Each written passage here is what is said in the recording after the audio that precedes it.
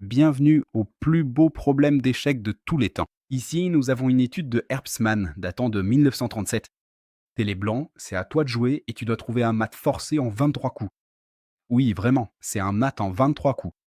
Il va falloir un peu bricoler, mais la plupart des coups sont relativement simples une fois qu'on a compris l'idée de base. N'hésite pas à mettre la vidéo en pause pour essayer de trouver la solution. T'as eu l'occasion de mettre la vidéo en pause? Et j'espère que t'as trouvé la solution. Mais sinon, eh bien, je vais maintenant te guider à travers les idées.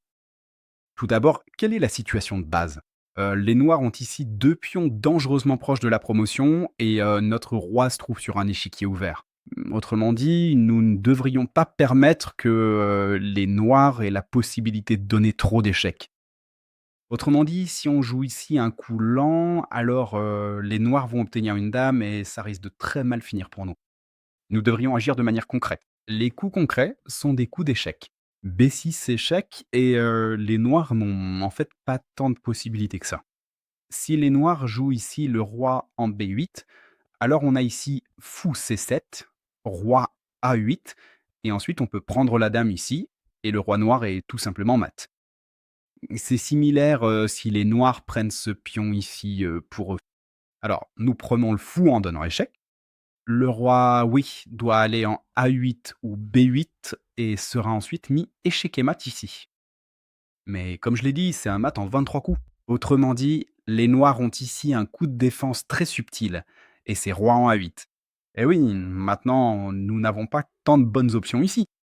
Nous avons encore un autre échec dans la position. Nous devrions aussi le donner. Déchette. Si le roi va en B8, alors c'est à nouveau relativement simple. Ici, c'est simplement un échec et mat. Mais les noirs ne vont pas forcément laisser faire cela. Il trouvera sûrement le coup critique roi A7 par élimination. Voilà, et maintenant nous avons déjà trouvé les deux premiers coups sur 23. Je pense que c'est une super sensation, non? Non, on continue simplement. Coup suivant, encore un coup d'échec. Fou en B6, échec. Les noirs n'ont pas beaucoup d'options ici. Ils devraient, oui, accepter le sacrifice du fou. Fou prend B6. Eh oui, il ne nous reste plus beaucoup de possibilités d'échec ici. Dame B8, ou plutôt B8 dame, avec échec. Le roi doit prendre. Et oui, là, c'est déjà assez embêtant, hein. Si on avance le pion ici, alors le fou peut prendre le pion ou la pièce promue, justement. Donc il faut s'en occuper et le coup un peu logique, c'est roi prend B6 et on menace ici un mat. Donc si on fait une promotion en tour ou en dame avec le pion, alors les noirs sont immédiatement mat. Le problème, c'est que les noirs ont aussi un coup à jouer et ça répond déjà à la question. Si les noirs promeuvent ce pion ici, oui, ils se retrouvent mat assez rapidement. C'est pour cette raison que les noirs vont très probablement promouvoir ce pion en dame, afin que si nous faisons aussi une dame, l'échec puisse encore être bloqué.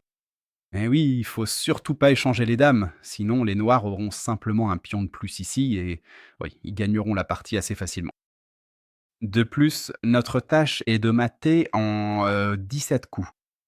Et on y parvient en maintenant la pression. Nous devons continuer à trouver des échecs. Une idée pourrait quand même être, pour faire une petite parenthèse, de jouer quelque chose comme dame E7. Et c'est aussi un motif assez connu que quand, le roi et la dame sont côte à côte comme ça, il n'y a pas vraiment de bon échec pour les noirs et cette menace de mat, subsiste simplement. Dans ce cas ou bien regardons cela. Donc si, les noirs jouent ici quelque chose comme: «Je promeux ici ma dame», alors il y a simplement échec et mat. Si le roi bouge, il y a aussi échec et mat. Si le pion avance, c'est également échec et mat. Et essayer de bloquer avec la dame ou de donner un échec ne fonctionne pas non plus, car la dame serait prise. C'est aussi échec et mat.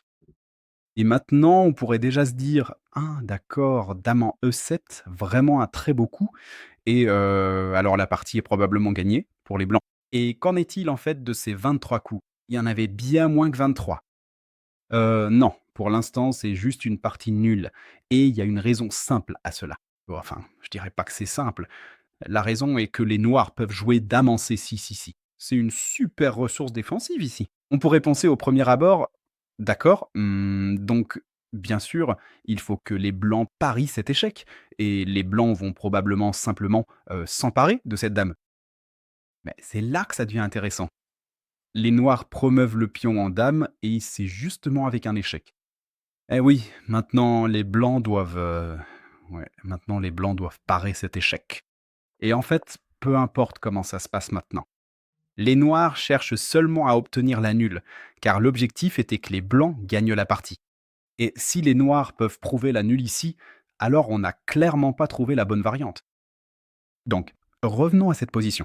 On a découvert que dame E7, vraiment une tentative intéressante, échoue malheureusement parce que, les noirs ont ce sacrifice intéressant sur, C6, suivi de la promotion du pion avec échec. C'est un peu triste, sinon dame E7 est en fait un très, bon coup.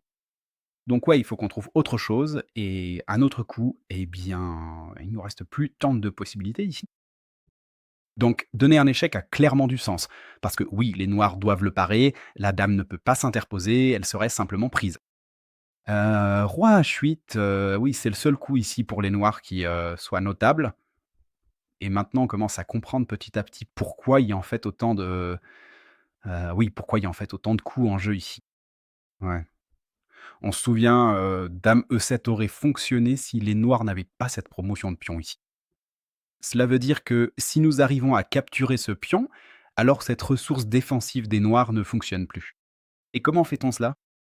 On joue dame E5 échec, le roi doit revenir en B8, dame E5 échec, le roi doit retourner en A8, dame E4 échec, le roi doit revenir en B8, et ainsi de suite, encore et encore. Et tu vois, la variante est déjà assez longue. Ici, la lumière s'éteint déjà en arrière-plan, mais on continue simplement. La dame donne échec, le roi doit s'écarter. La dame donne échec, le roi doit s'écarter. La dame donne échec, le roi doit s'écarter. Nous ne prenons pas encore le pion. Ici, on donne échec, le roi doit s'écarter et nous prenons le pion en donnant échec. Donc, on a suivi une sorte d'escalier ici pour conquérir le pion. Et comment ça continue maintenant? Le roi doit s'écarter et il faut qu'on arrive ici sur la case E7, parce que c'était justement l'idée. Dame en E7, alors on a ici une position où l'on peut mater les noirs, parce que les noirs n'ont plus de bon échec à donner. Et comment fait-on cela? Oui, on refait simplement le chemin en sens inverse. Ça. Je ne vais pas commenter chaque coup maintenant. Et justement, dans cette position, il n'est pas nécessaire d'aller jusqu'au bout de l'escalier. Ici, on peut jouer dame E7 et on a la même situation qu'avant, sauf qu'il n'y a pas de pion en H2, ce qui change complètement toute la variante, hein. Cette ressource défensive avec dame C6 ne fonctionne pas maintenant. Le roi peut prendre en C6. Ici, aucun pion ne peut être promu pour l'instant. Et oui, peu importe ce que jouent les noirs maintenant, il y aura un mat en 23 coups au prochain coup. C'était le problème du jour. J'espère que ça t'a plu. Personnellement, je trouve ce problème tout simplement phénoménal. Et n'hésite pas à me le dire dans les commentaires. Si tu as aimé la vidéo, laisse aussi un like. Et voilà, tu trouveras ici un autre lien vers une vidéo.